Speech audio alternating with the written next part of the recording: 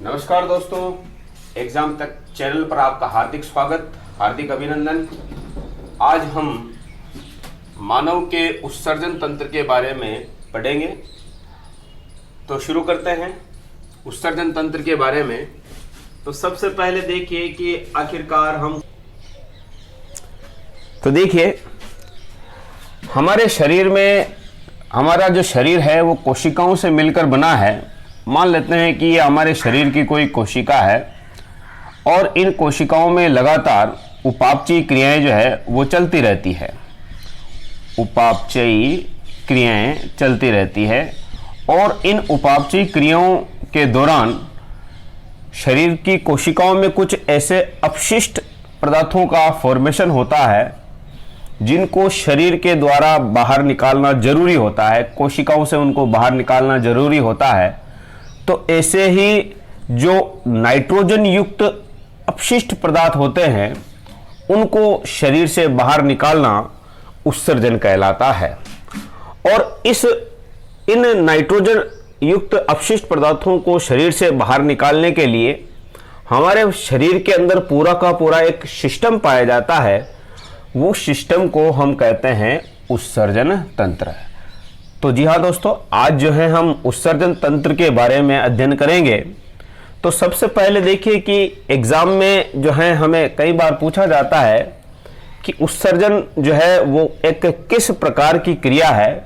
तो हमेशा आपको ध्यान में रखना है, उत्सर्जन जो है वो अपचयी प्रक्रिया मानी जाती है, कैटाबोलिक प्रोसेस माना जाता है। जैसे मैंने अभी आपको बताया कि उपापचयी जो क्रियाएं हैं वो दो प्रकार की होती है, एक अपचयी और एक उपचयी। उपचयी एनाबोलिक और एक अपचयी कैटाबोलिक। तो आपको ये ध्यान में रखना है कि उत्सर्जन जो है वो एक तरह की अपचयन प्रक्रिया मानी जाती है। फिर इसके बाद देखते हैं कि कोशिकाओं के द्वारा उत्सर्जन के दौरान ऐसे कौन कौन से वेस्ट प्रोडक्ट जो है वो निकाले जाते हैं। तो जितने भी वेस्ट प्रोडक्ट हैं वो दो प्रकार के माने जाते हैं। पहले कार्बनिक पदार्थ और दूसरे नाइट्रोजन युक्त पदार्थ। कार्बनिक पदार्थों में देखिए जो सबसे मेन उत्सर्जित होने वाला जो कार्बनिक पदार्थ है जो हमारे फेफड़ों के द्वारा बाहर निकाला जाता है वो है कार्बन डाइऑक्साइड। और नाइट्रोजन युक्त जो पदार्थ हैं बेसिकली जो है इनको ही हम उत्सर्जन के अंतर्गत मानते हैं। तो देखिए नाइट्रोजन युक्त अपशिष्ट पदार्थों में अमोनिया, यूरिया और यूरिक अम्ल, ये तीन प्रकार के जो हैं नाइट्रोजन युक्त अपशिष्ट पदार्थ विभिन्न प्राणियों के शरीर में उत्सर्जन के रूप में बनते हैं और इन्हें बाहर निकाला जाता है। अब यहां पर देखिए कि जो नाइट्रोजन युक्त अपशिष्ट पदार्थ हैं उन नाइट्रोजन युक्त अपशिष्ट पदार्थों को के आधार पर हम जितने भी प्राणी हैं उन प्राणियों को तीन भागों में बांट सकते हैं। तो देखिए कैसे। वे प्राणी जो अमोनिया का उत्सर्जन करते हो तो ऐसे प्राणियों को हम कहते हैं अमोनोटेलिक। अमोनोटेलिक।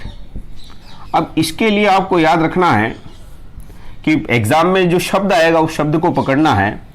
अमोनो यानी कि अमोनिया से, अमोनो का मतलब अमोनिया से, और टेलिक शब्द पीछे लग जाएगा। और इन सभी चीजों के अंदर, इन सभी नाइट्रोजन युक्त अपशिष्ट पदार्थों में जो अमोनिया होती है वो सबसे ज्यादा विषैली होती है।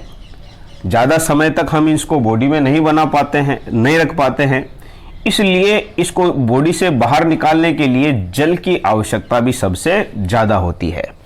तो इसके उदाहरण आएंगे ज्यादातर वे प्राणी जो जल में पाए जाते हैं। तो वे प्राणी जो अमोनिया का उत्सर्जन करते हो अमोनोटेलिक कहलाते हैं। इसमें आपको ज्यादातर उदाहरण याद रखने हैं जलीय प्राणी।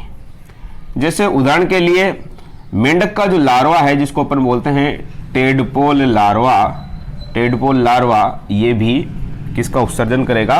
अमोनिया का। लेकिन अगर हम मेंढक के बारे में पूछ लिया जाए तो मेंढक जो है वो यूरिया का उत्सर्जन करता है। इसके अलावा जो जलीय मछलियां हैं, जैसे मछलियां हैं मछलियां इसके उदाहरण आ जाएंगे आपके, इनको आपको ध्यान में रखना है। तो ये 2-3 उदाहरण जो है आप विशेष रूप से ध्यान में रखिए। इसके अलावा देखिए, वे प्राणी जो यूरिया का उत्सर्जन करते हों, यूरिया का उत्सर्जन करने वाले जो प्राणी हैं उन प्राणियों को हम बोलते हैं यूरियोटेलिक। शब्द बन गया यूरियो, यूरियो का मतलब हो गया यूरिया, और ये यूरिया का फॉर्मूला है NH2CO NH2। तो ऐसे प्राणी जो है वो कहलाएंगे यूरियोटेलिक। तो वापस देखिए, वे प्राणी जो यूरिया का उत्सर्जन करते हों क्या कहलाते हैं? यूरियोटेलिक कहलाते हैं। इसके अंतर्गत जो है आपके उदाहरण आ जाएंगे, जैसे उभयचर।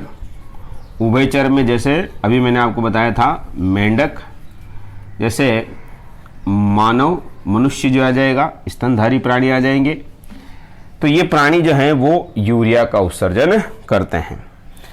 तीसरे कैटेगरी में वे प्राणी आते हैं जो यूरिक अम्ल का उत्सर्जन करते हैं, और यूरिक अम्ल का उत्सर्जन करने वाले जो प्राणी हैं उन प्राणियों को अपन कहेंगे यूरिकोटेलिक।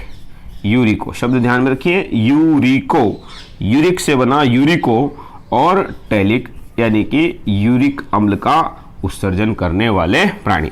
इसका सबसे बेस्ट उदाहरण आप ध्यान में रखिए, जितने भी पक्षी हैं वो सारे पक्षी जो हैं वो किस में आएंगे? यूरिकोटेलिक में आएंगे।